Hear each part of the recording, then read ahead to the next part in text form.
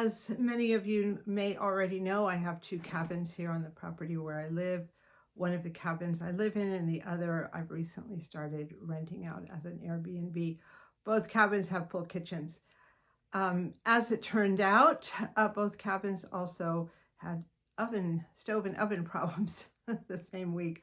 So one of them was a DIY I could do myself, and the second one was not a DIY, and I had to get some professional help. And I'll tell you what happened and how you can tell the difference and how you can help yourself a little bit in a situation like this. My first problem came up with a guest in the Airbnb. She texted me that something had happened and she was pretty distraught. So I went over there and she had accidentally had something plastic on one of the oven burners. It's an electric burner and it had melted and she was trying to clean it off. She had taken the burner out trying to clean it out and was very upset. And I told her, I said, the main reason I came over is just see what happened and also tell you not to worry about it. It was not a big deal to me. Here's the old burner, this type of burner I'm talking about. Now this is definitely a DIY fix because they are made to be removed and put back in by the average person because you need to remove them to clean them underneath. I wasn't sure how to replace this. It's an old stove. Both my stoves are old. As a matter of fact, all the big appliances, the refrigerator and the ovens and stoves in both units I bought them secondhand. So I just didn't know what to do. So I called, there's a used appliance store in the major city about half an hour away, and I talked to them about how I could replace this, what I needed to get, or if they had it. So they told me to get them the model number, which is located, if you either open the oven or you open the broiler, it's there on the side. So I took a picture of it and sent it to them, and then they were able to order the burner that I needed. Now, the burner ended up costing $75, and I possibly could have found another burner or looked around and gotten something else, but I did not want to. For starters, they knew what they were talking about. I knew if there was a problem, I could get it taken care of right away.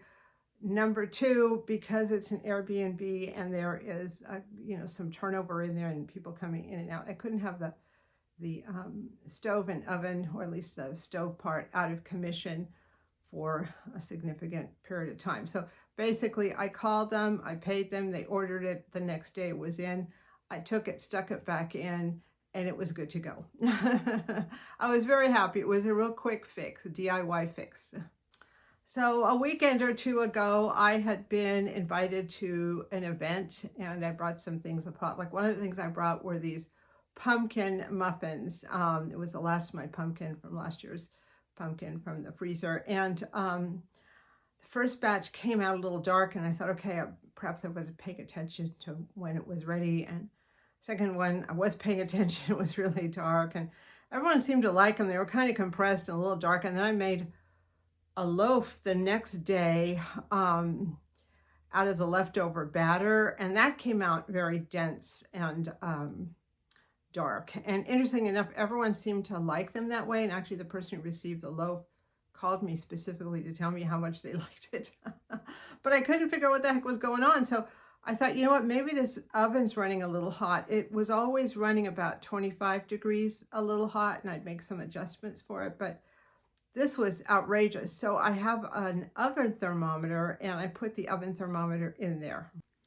Well, as it turns out, the oven was over 50 degrees off. So if I thought I was putting it at 375, it was 425. It was outrageous. It was crazy. And there had been a smaller discrepancy that I'd always been able to work around, or it didn't matter that much, but it really mattered at this point. So this was not something I could do myself. So I called, we have an appliance company that fixes appliance.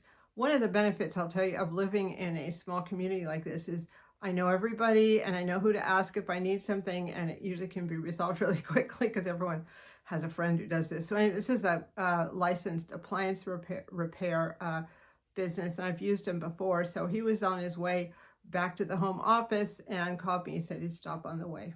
Now this was definitely not a DIY project. It was a repair project, but not a DIY. There's too much involved. he took the dial off and he had these little screwdrivers, which were really tiny, kind of the same size you use for glasses. And he stuck it in there and was turning things at increments to make sure that what was happening on the dial was reflected in the heat. And this is a very old stove. It is a hot point stove.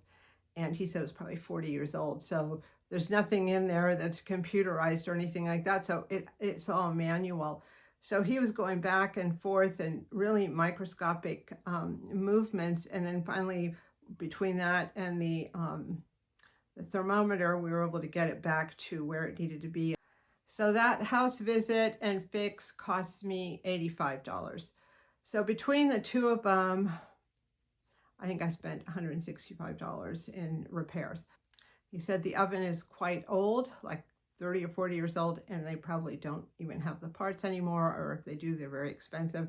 So that's kind of the cutoff point for me. But for the $85 for the house visit and the ability to use my oven again, it was certainly worth it.